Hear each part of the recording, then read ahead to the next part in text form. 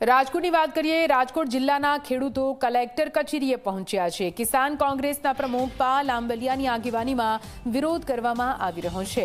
જિલ્લામાં વીજ પોલના પ્રશ્નને લઈને વિરોધ કરવામાં આવી રહ્યો છે। રાજકોટ જિલ્લાના અલગ અલગ ગામના ખેડૂતો ભેગા થયા। જિલ્લાના અલગ અલગ ગામડાઓમાં વીજ પોલ પ્રશ્નને લઈને વિરોધ કરવામાં આવ્યો। ખેડૂત સંઘર્ષ સમિતિ અને કિસાન કોંગ્રેસ દ્વારા વિરોધ કરવામાં આવી રહ્યો છે।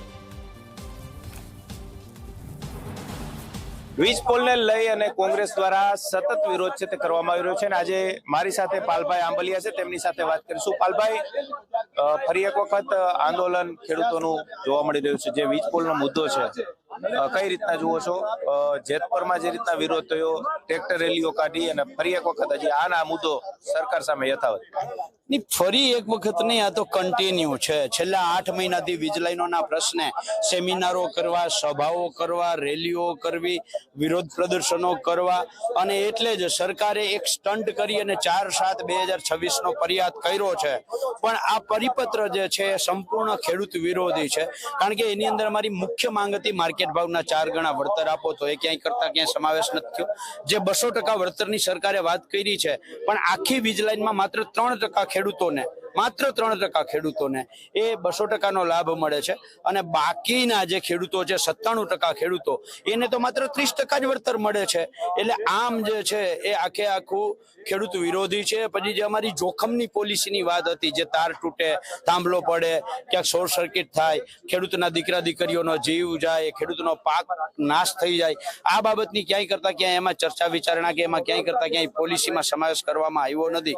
એટલે આવી અનેક બાબતો છે, અને મહત્વની બાબત એ છે કે નામદાર ગુજરાત હાઈકોર્ટે કહ્યું છે કે ખેતીલાયક જમીનની કિંમત જે નક્કી કરતો હોય એ વેલ્યુઅર બિનખેતી જમીનની કિંમત નક્કી ના કરી શકે।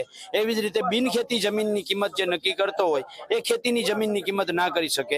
રાજ્ય સરકારે જે આ પરિપત્રો જાહેર કર્યા છે અને એમાં વેલ્યુઅરોના નામ આપ્યા છે, એ તમામે તમામ બિનખેતી માટેના વેલ્યુઅરો છે, ખેતીના વેલ્યુઅર છે જ નહીં। તો સરકારને આટલી પણ ખબર નહીં હોય। એટલે આ બાબતો લઈને અત્યારે અમે કલેક્ટર પાસે જઈએ છીએ। હવે શું ઉકેલ આનો લાવી શકે?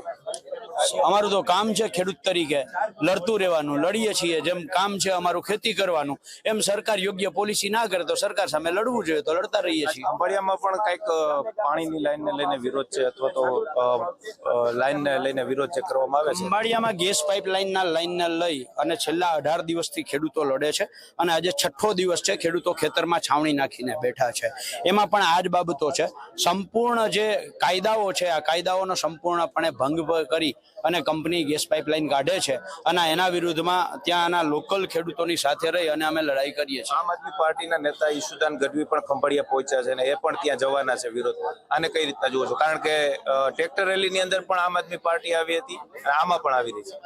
નહીં, વાસ્તવિકતા એ જે ત્યાંના ખેડૂતોને ખબર છે કે આ ગેસ પાઇપલાઇનમાં છેલ્લા 8 મહિનાથી પાલભાઈ ખેડૂતોને એકઠા કર્યા, ખેડૂતોને કાયદાકીય માહિતી આપી, ખેડૂતોને લડતા કર્યા, ખેડૂતોને જ્યાં જરૂર પડ્યા ત્યાં એમની હારે રહ્યા છે, બરાબર છે। હવે આજે ઈશુદાનભાઈ ત્યાં જાય છે કે નથી જતા, અથવા તો ખેડૂતો એને આવકારે છે કે નથી આવકારતા, એ ઓટોમેટિકલી ખબર પડી જશે। મનોજભાઈ પનરા આપણી સાથે। મનોજભાઈ, ખેડૂતો સતત વિરોધ કરી રહ્યા છે, કઈ રીતના આનો ઉકેલ આવી શકે? મને એમ લાગે છે કે સરકારે ઝડપથી ખેડૂતોની માંગણી સ્વીકારવી પડે। આ જગતનો તાત છે।